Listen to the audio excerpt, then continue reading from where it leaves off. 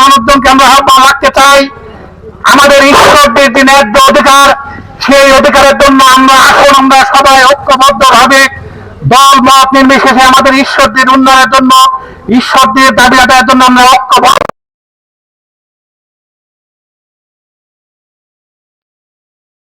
ঈশ্বরদীতে একটি সুখী এবং সমৃদ্ধিশালী শহর হিসেবে আমরা গড়ে তোলার জন্য ঈশ্বরদীর উন্নয়নের স্বার্থে আমরা আন্দোলন সংগ্রাম করব।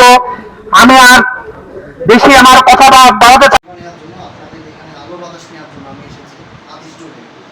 আমি ফিল করি যেখানে আমি যাই চেষ্টা করি হচ্ছে যে সেখানে এনভায়রনমেন্টের সাথে নিজেকে খাপ খাইয়ে নিই।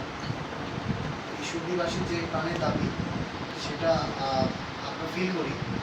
আমরা চেষ্টা করবো আপনারা যে যে দাবিগুলো দিয়েছেন সেগুলো আমরা স্ক্রিনিং করে যাচাই বাছাই করে আমাদের তরফ থেকে সুন্দর একটা মতামত আমরা আমাদের ঊর্ধ্বতন কর্তৃপক্ষের কাছে পৌঁছানোর জন্য আমরা চেষ্টা করবো। স্যার আসলে এটা নিয়ে আমরা বিশদভাবে আলোচনা করে কীভাবে সমন্বয় করা যায় জিনিসটা, সেভাবে আমরা আমাদের তরফ থেকে 100% সহযোগিতা আপনারা পাবেন। কে ওকে দিল?